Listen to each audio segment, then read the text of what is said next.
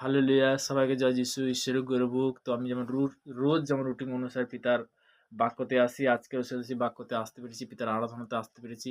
তো আমরা প্রার্থনাতে যাব। সর্বশক্তিমান ঈশ্বর পিতা, তোমার মহানামে ধন্যবাদ করি পিতাগো। স্বর্গপিতার সিংহাসন পিতার পাদের পর্যন্ত আসনে প্রার্থনা করছি পিতাগো, যে সকল সন্তানরা যারা বিশেষ করে পিতাগো দেশ বিদেশের মধ্যে যারা গরমের জবের মধ্যে কাজের মধ্যে তাদের জন্য প্রার্থনা করছি, তাদেরকে ব্রাশ কবর করে তাদেরকে তুমি সুরক্ষিত রেখো পিতাগো।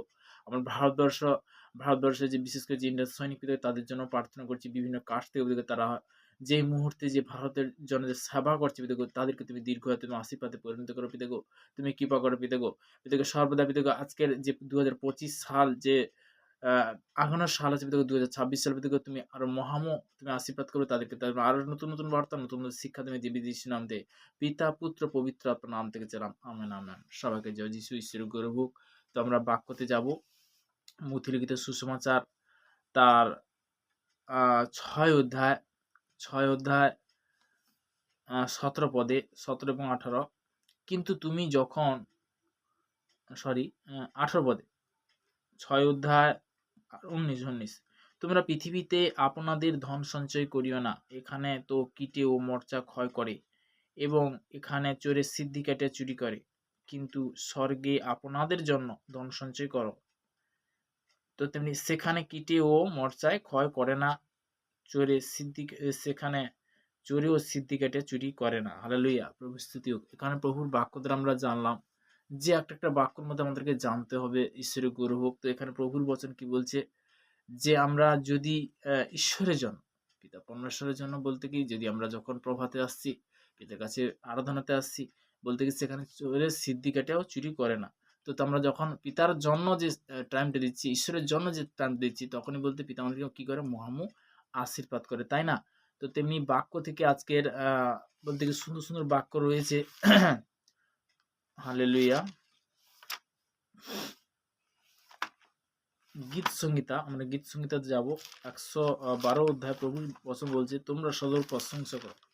ধন্য সেই জন যে সদবকে ভয় করে, যে তার আজ্ঞাতে অতিমাত্র প্রতিহার, তাহার বংশ পৃথিবীতে বিক্রমশালী হইবে।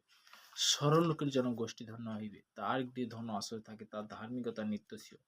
তাহার সিংহে গৌরবে উন্নত হইবে, দুষ্ট লোক তাহাদিকে বিরক্তি বেশি ধ্বংসগণ করবে ও গুলিয়া যাবে, দুষ্ট মানে ভিনিষ্ট হইবে। হালেলুয়া! তো তেমনি বলতে কি, ভিনিষ্ট মানে কি, দুষ্টু গলে মানে কি পুড়ে, যেমন একটা প্লাস্টিক পোড়ালে কি হয়, সে গলে পুড়ে যায়। তো তেমনি বলতে কি এখানে পরিষ্কার লেখা আছে, তোমরা সদাউর প্রশংসা করো, ধন্য সেই জন যে সদাউকে ভয় করে, যে তার আজ্ঞাতে অতিমাত্র প্রতি হয়, তাহার বংশে পৃথিবীতে বিক্রমশালী হইবে। সরল লোকের জন্য গোষ্ঠী ধন্য হইবে, তার গৃহে ধন আশ্রয় থাকে, তার ধার্মিকতার নিত্যস্বীয়। সরল লোকের জন্য অন্ধকারে জ্যোতি উদিত হয়, সে কৃপাময় স্নেহতা ও ধার্মিক, যে জন কৃপা করে ঋণ দেয়, তার মঙ্গল হয়। সে বিচারে আপনার কথা নিপুণ করিবে, কারণ সে কোনো কালে বিচলিত হইবে না। ধার্মিক চিরকাল স্মরণে থাকিবে, অশুভ সম্বন্ধে সে ভয় করে না, তাহার চিন্তা স্থির, সে সদাবতী নির্ভর করে, তাহার চিন্তা স্থির, সে ভয় করে না, সে আপন বিবেকের দশা দেখিবে। সে বিতরণ করেছে, দরিদ্রকে দান করেছে, তাহার ধার্মিকতা নিত্য, সে তাহার সিংহে গৌরবে উন্নত হইবে। দুষ্ট লোক তাহা দেখে বিরক্ত হইবে, সে ধ্বংসকর্ণ করবে ও গলিয়া যাবে, দুষ্ট মানে ভিনিষ্ট হইবে, মানে বিনাশ। তো তেমনি বলতে কি ঈশ্বরের গৌরব। তো আজকের পবিত্র বচন থেকে যে আমি শেয়ার করছি, তো আমরা যদি এই বাক্যটা রোজ যদি রুটিন অনুসারে যদি অঙ্গীকার করি, পিতা আমাদেরকে আশীর্বাদে পরিণত করে, ফলে ফলবান করে, তাই না? গালাতীয় ৫ অধ্যায় তার ১৬ পদে, কিন্তু আমি বলি, তোমরা আত্মার ভেসে চলো, তবে হইলে মাংসের অভিলাষ পূর্ণ করিবে না। হালেলুয়া! কেননা মাংসর আত্মা বিরুদ্ধে এবং আত্মা মাংসের বিরুদ্ধে অভিলাষ করে, কারণ এই দুইয়ের একটি অন্যটির বিপরীত হইতে, তাই তোমরা যাহা ইচ্ছা করো তাহা সাধন করো না। হালেলুয়া! এখানে বলতে মাংসের বিষয় বলতে কি, যে আমরা আত্মার বিষয় বলছি। তো তেমনি আত্মার বিষয় যখন যাবে, তখন পবিত্র আত্মা দ্বারা কিন্তু পিতা কি করবে, আশীর্বাদে পরিণত করবে।